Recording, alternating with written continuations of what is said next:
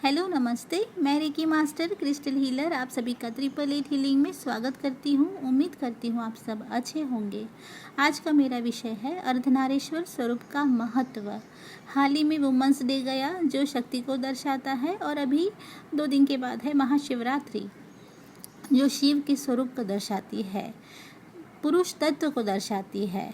और women's day है वो स्त्री की शक्ति को दर्शाता है। वो दोनों मिलके बनते हैं शिवा शक्ति अर्धनारीश्वर। तो जानते हैं ये अर्धनारीश्वर स्वरूप का महत्व और उसके द्वारा हमको क्या संदेश दिया जाता है। जरूरी नहीं है कि आप जिस देह में हो, जिस स्वरूप में हो, उस प्रकार के ही आप में गुण मौजूद होंगे। स्त्रीत्व का गुण और पुरुषत्व का गुण किसी भी शरीर में अधिक या कम मात्रा में हो सकता है। कभी ऐसा भी होता है कि बाहर से मजबूत कदकाठी वाला जो पुरुष है, बाहरी तौर पे जो कठोर दिखता है, उसका स्वभाव बहुत ही सरल, उसका मन बहुत ही साफ और पवित्र और प्यार से भरा हो सकता है, और उसमें उदारता की भावना भी उतनी अच्छी हो सकती है। ठीक वैसे ही बाहर से बहुत ही सुंदर और कोमल दिखने वाली स्त्री या औरत वो बहुत ही कठोर हो सकती है, बहुत ही शक्तिशाली और निडर हो सकती है। इसीलिए ज़रूरी नहीं है कि बाहरी तौर पे आपका जो शरीर है वैसे ही गुण आप में मौजूद होंगे। कहने का मतलब है कि हमारे शरीर में कोमल या कठोर मनोबल या गुण अलग अलग मात्रा में हो सकते हैं, लेकिन अगर ये दोनों गुण समान मात्रा में हो किसी भी शरीर में तो वो हमारा श्रेष्ठ स्वरूप है। हम में अगर स्त्रीत्व का और पुरुषत्व का संतुलन बना हुआ है तो वो किसी भी इंसान का बेस्ट वर्जन या श्रेष्ठ स्वरूप माना जाता है।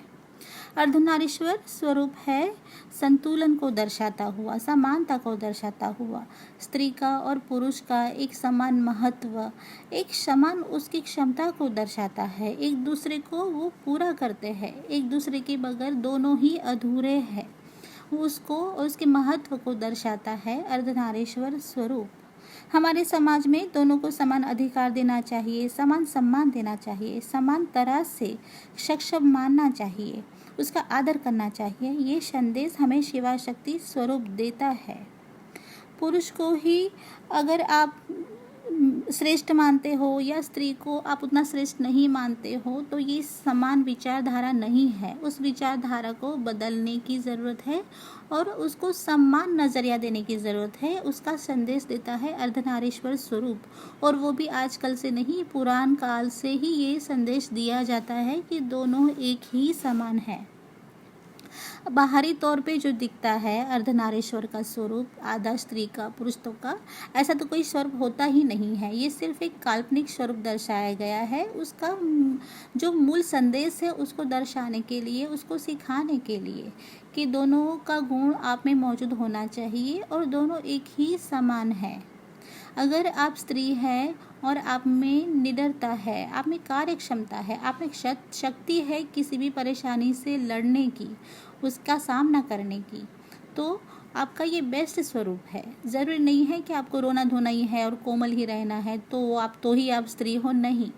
वैसे ही पुरुष है तो उसका स्वभाव कठोर ही होना चाहिए, वो लड़ना ही चाहिए। ये उसका बेस्ट स्वरूप नहीं है। ज़्यादातर लोगों को ऐसा लगता है कि बहुत ही कठोर या मक्का मनोबल वाला पुरुष है तो वो श्रेष्ठतम है। नहीं, उसके साथ साथ आप में उतनी ही कोमल भावना, उतनी ही प्यार से जुड़ी हुई भावनाएं हैं, आप में उतना ही सरल और मधुर मन है, तो आप श्रेष्ठ पुरुष हो। और अगर आप में कठोरता है, मनोबल मक्कम है स्त्रीत्व के साथ साथ, तो आप श्रेष्ठ स्त्री है। मतलब कि दोनों गुण का एक समान होना, दोनों गुण संतुलन में होना किसी भी बॉडी में, तो ये आपका श्रेष्ठ स्वरूप है। यही दर्शाता है अर्धनारीश्वर स्वरूप, और यही संदेश देता है कि हमारे स्त्रीत्व के गुण को और पुरुषत्व के गुण को किसी भी शरीर में अगर हम संतुलन में रख सकते हैं तो ये सबसे श्रेष्ठ है। 12वीं कक्षा में भी ये विषय को समावेश किया गया है, बिहार राज्य की 12वीं कक्षा में, और उसका महत्व क्या है, वो स्वरूप क्यों है, उसको विस्तृत में बताया गया है।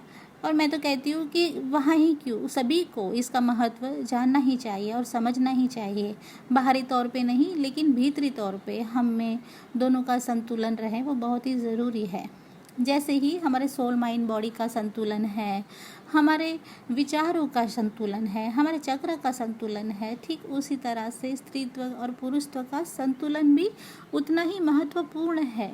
इसीलिए अर्धनारीश्वर स्वरूप हमें ये संदेश देता है समानता रखने का, संतुलन बनाए रखने का। वो ही श्रेष्ठ रास्ता है किसी भी व्यक्तित्व का निखार लाने का और उस व्यक्तित्व को बेहतर से बेहतर बनाने का। तो दोस्तों, आज की मेरी कोशिश थी अर्धनारीश्वर स्वरूप क्यों है, उसका महत्व क्यों है और वो हमें क्या संदेश देता है वो बताने की। उम्मीद करती हूँ आपको पसंद आई होगी।